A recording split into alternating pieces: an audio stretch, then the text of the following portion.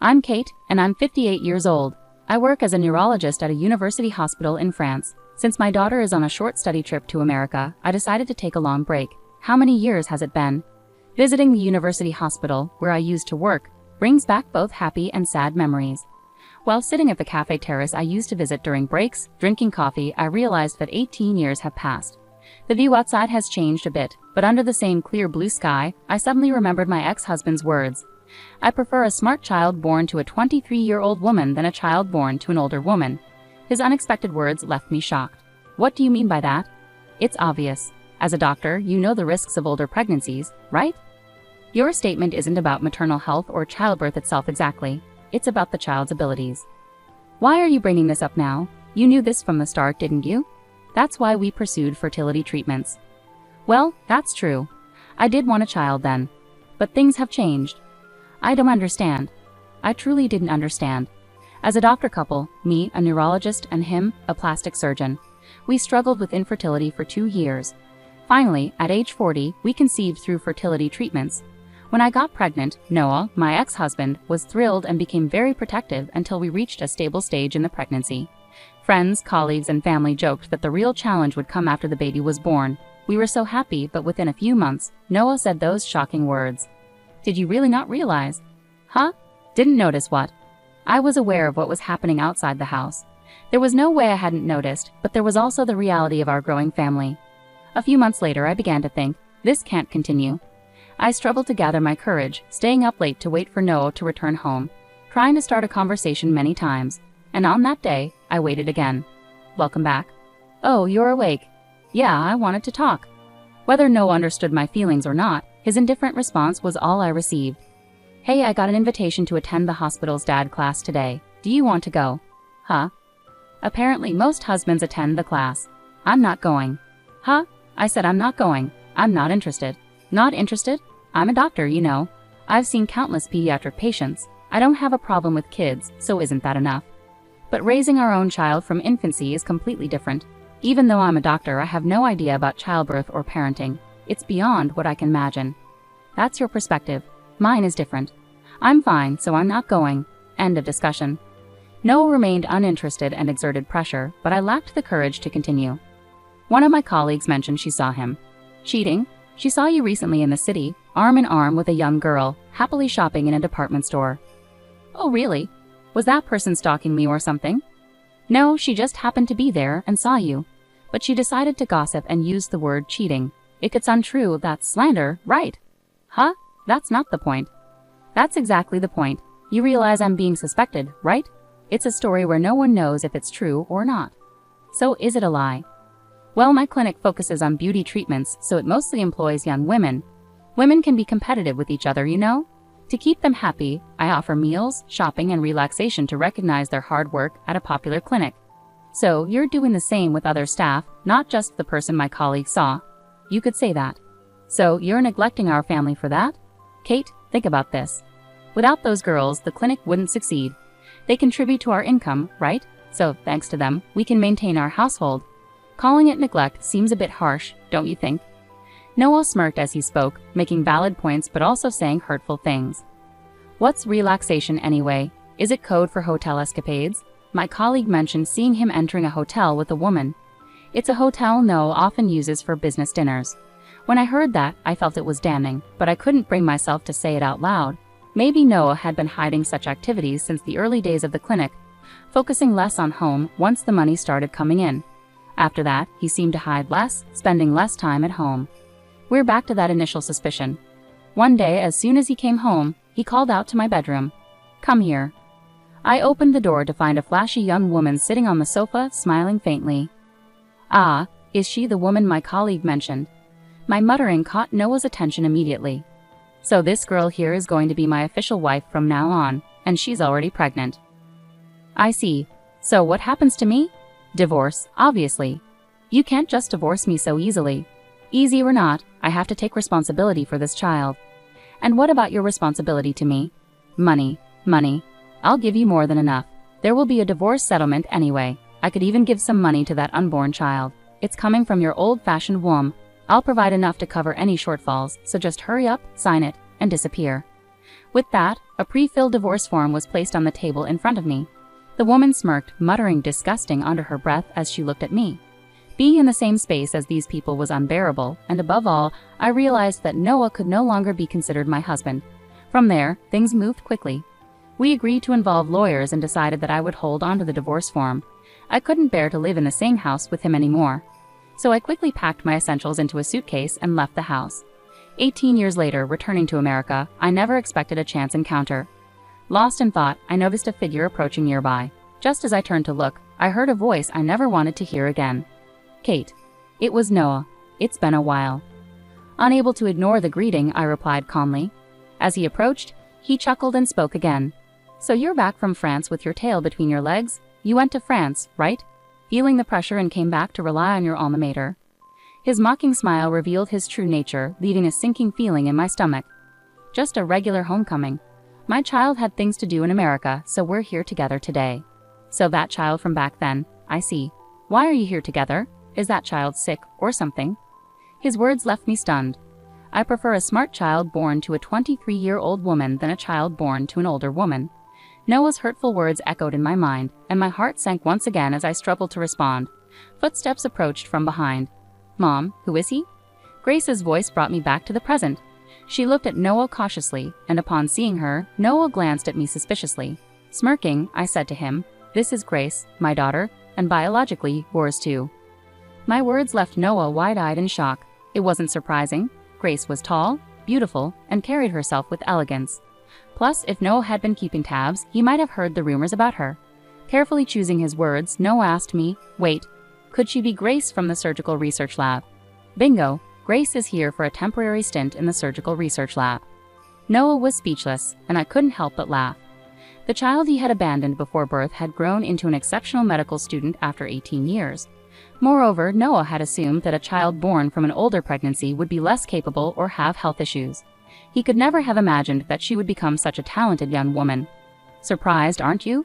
The woman you discarded, who you used to criticize about her age during pregnancy, has turned out like this. And Grace is even skipping grades. She's a second-year medical student at just 18. She's already graduated from university. I couldn't help but smile at Noah's clueless reaction. Don't you know about the education system in France? Shut up. With all your knowledge, I thought you'd be aware. Noah reluctantly apologized, biting his lip. His pride was immense. Even in our marriage, he would bristle at any criticism from me. Now approaching 60, it seemed little had changed. Quietly, I continued, Grace graduated from high school at 15 and college at 17. She's worked so hard, despite me being a single parent. She's an exceptional daughter, both inside and out. She's my pride and joy. I beamed proudly, but Noah, clearly frustrated, threw out a statement that demanded attention. You must have used your authority as a doctor to pull strings, right? Maybe you're even a professor over there. With that kind of power, you could manipulate anything. High school, college, even medical school. But don't think I'm like you. Is that so? Is that your version? Sending your child to low-ranking high schools, struggling to get into any university, let alone dental school. You probably managed to finagle your child into some countryside medical school, right? How did you find out? I ran into someone who knew you from junior high and high school. Heard quite a bit. Caught off guard, Noah seemed desperate to know who it was. Who was it? He asked eagerly, almost childlike. Annoyed, I ignored him and took a sip of the coffee in front of me. Its familiar taste eased my troubled heart a little. One of the hospitals affiliated with the university where Grace was accepted is managed by an American. He seemed eager for me to start working at the university hospital right away, but I was pregnant at the time. So he suggested I teach at the university and work part-time at the clinic. It turns out he knew about my situation and asked about Noah. I didn't know him personally, but he mentioned hearing about me and my husband. I've heard rumors too about how being wealthy lets you push people around or play games with others. Noah's family were countryside landowners, wealthy and influential. As an only child, he fit the stereotype of a typical rich kid who could do as he pleased. Who told you all this? Tell me. It doesn't matter who it was. Your reputation precedes you, right? Your behavior has been talked about among your peers and acquaintances, who said it doesn't change the truth. To silence him from further protests, I added firmly, that person warned me that I was being used. At first, I didn't understand, but after listening carefully, it all became clear. You coming from the countryside, and me, living in the city. When we first met at our new workplace, I didn't know anything about your background. That ignorance was convenient for you, wasn't it? So you figured it out. Yeah, that's right. We were both new at work, and I had just moved from the countryside where no one knew me. You, being new too, didn't know about my troubled past or my character. You were convenient for me. What's wrong with that? Finally, Noah admitted it, and I confronted him directly. But that's not all, is it? Huh? You wanted a talented child. A child who could compensate for your own insecurities, right? So you wanted me. No, you wanted my position in genetics, didn't you? You desired my successful career in genetics, which are the opposite of yours, didn't you? What do you mean by opposite? Don't say foolish things in front of the child. No, you shouldn't speak that way in front of our child. Even after admitting everything, he tried to protect his pride. His petty behavior disgusted me. Don't worry, Grace knows everything. Huh, everything. Everything, including how you abandoned both Grace and me in pursuit of your ideal child, and your entire history. What? Did you spill everything? I simply stated the truth, how you disappeared before Grace was born. Trying to deceive Grace, who is so perceptive, won't work. I don't understand, Noah's voice echoed loudly in the quiet cafe terrace. Then Grace, who had been silent until then, spoke up. Don't you think it's pathetic? Huh? I'm asking, don't you think it's pathetic? Why should I care what you think, you little brat? Even to someone you see as a brat, your actions are pathetic. Noah was clearly taken aback by his daughter's words. He clenched his teeth, face turning red with embarrassment. Grace continued, observing him calmly. As my mother said, I know everything. Not just about the past, but also about what's happening now. Huh? I never expected you to beg the professor who's looking after me. I also heard the clinic went bankrupt. What? Due to repeated failures in plastic surgeries, a decline in customers, embezzlement, and failed investments. It probably all began 18 years ago. How dare you say such things? It started when you abandoned my mother and chose someone else. Or perhaps it started when you started making easy money at the clinic and got involved with someone blinded by money. Their presence turned you into a greedy monster and led to your downfall. Grace's words struck Noah hard, making his face even redder and his lips tremble. Why don't you admit it? You're a terrible person, someone who ruins lives. Isn't this just karma catching up with you? Can't you see that? Wait, what? You think I ruin lives? Because of our breakup, Kate became a professor in France, and now you're going to medical school at 18. It's all because of me, isn't it? What? Are you kidding me? Grace's voice remained steady and clear. It's not because of you, that's just how things turned out. Sure, the divorce might have been a trigger, but my acceptance into university right after was the result of my mother's hard work up until then. And my effort to attend medical school early is also because of her constant support. She's always been someone who works hard and cares for others, and that's why good things come to her. But for someone who easily discards others and ends up ruining their workplace, there's a sad reality waiting where they'll have to rely on their dwindling pride. I saw a new side of Grace in that moment. While we've had heated discussions before due to differences, I'd never seen her raise her voice or express anger towards someone. Though I've had my moments of heightened emotion, quietly absorbing feedback from others, including Grace herself, I never expected her to see me that way or have those thoughts. Yet even faced with Grace's undeniable reasoning, Noah struggled to control his emotions. What? You wouldn't even exist if it weren't for me. Everything is thanks to me, right? How can you say that to your own child? I intervened, my voice tinged with anger and sadness. It's okay, Mom. It doesn't bother me. I'm grateful for being born, but technically, it's thanks to my grandparents who supported you all those years. Noah clearly hadn't expected his parents to be brought into the discussion. He froze, his expression stunned. I kept in touch with your parents even after we separated, and they shown concern for Grace. But you wouldn't know that because you cut ties with them after our divorce. What? You're still in contact with my parents? Did you manipulate them against me to gain allies? No, Noah. Your grandparents disowned you because you cheated on me and remarried. You barely graduated from medical school with financial help, struggled to attain your medical license after numerous private lessons, and barely held a mediocre position at a general hospital after an additional year under senior doctor's shadows. Unable to accept this due to your pride, you convinced your parents to open a cosmetic clinic for you. However, you became enamored with the plastic surgery trend, resumed womanizing during your residency, and started hiring based on your personal interests. It became a harem-like environment, culminating in impregnating a nurse over 2 decades younger, abandoning your family, and ultimately causing the collapse of the clinic built by your parents. What more could your grandparents possibly do for you? Overwhelmed by Grace's relentless recounting of Noah's troubled history, delivered flawlessly, Noah could only stammer incomprehensible words in agony.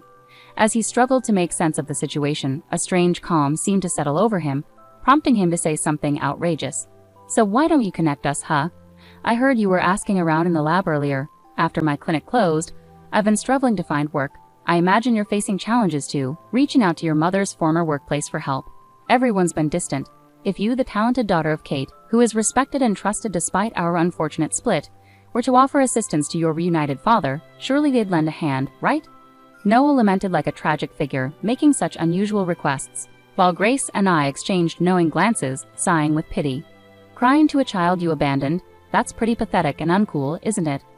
Shut up. You don't know anything about me. I don't know, don't want to know, and have no interest in knowing. I have no interest in someone who, despite being a doctor, lacks empathy, only thinks of themselves, and ends up causing medical mishaps. And it's quite odd to come seeking sympathy from Grace. Don't you have a talented child at home? Ask them for help. Mine is impossible. I only managed to get her into a decent private women's college through connections and money. Huh, you solved it with money again, just like always. Money can fix anything for you. Noah, stirred up by his past being brought up, retorted with a red face, but fundamentally, things shouldn't be solved with money. It's wrong to decide someone's fate with money. Sometimes even money can't fix things, you know.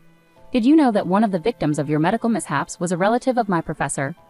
I believe it was my mentor, Professor Ted's niece. She had surgery at your clinic, and there were complications with her facial muscles. Could it be that there are issues that money couldn't solve?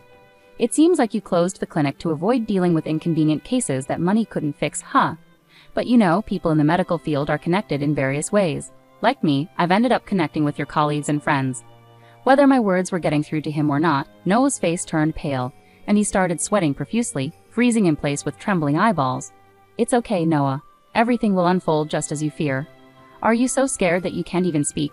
This is your mess to deal with now. You never cared about anyone else's well-being for your own gain, right?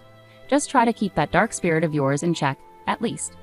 Wait, am I really? Won't someone eventually come for you? You seem so focused on securing your job that you haven't noticed. You're kidding, right? This can't be some made-up story. You won't need to look for work anymore. Even if you manage to find something, you won't be able to work anyway. Haha, you're delusional. If that's what you believe, then so be it. Enjoy your time with your family for now.